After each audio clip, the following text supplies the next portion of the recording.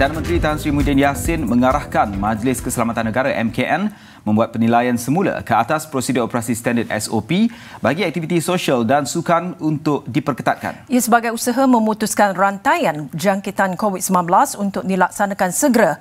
Berikutan kadar penularan jangkitan pada waktu ini agak membimbangkan.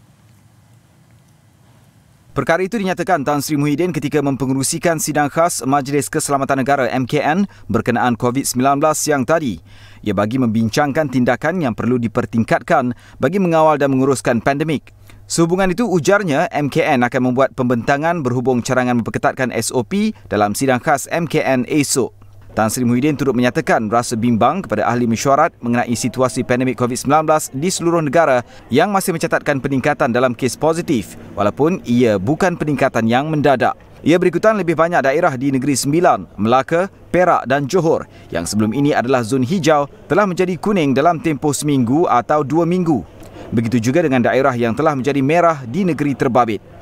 Tegasnya, walaupun tindakan yang diambil sebelum ini sedikit sebanyak telah dapat membantu untuk mengawal penularan COVID-19, namun bagi situasi ketika ini, ia memerlukan pendekatan mitigasi dan intervensi yang lebih cepat dan berkesan. Sementara itu, Perdana Menteri turut bersetuju dengan carangan Jawatankuasa Pengurusan Bencana Negeri Sabah untuk meminda SOP PKPD di semua lokaliti yang terlibat di Sabah untuk membantu penduduk menjalani kehidupan yang lebih baik.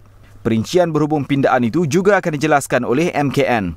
Mengulas perkembangan positif antaranya penamatan PKPD di 8 penjara setelah tidak ada kes baru dalam tempoh 14 hari, Tan Sri Muhyiddin mengucapkan tahniah kepada Jabatan Penjara dan Kementerian Kesihatan atas kerjasama yang baik untuk membendungnya. Sidang khas MKN harian yang diadakan secara sidang video itu telah bermula sejak 7 Oktober lalu.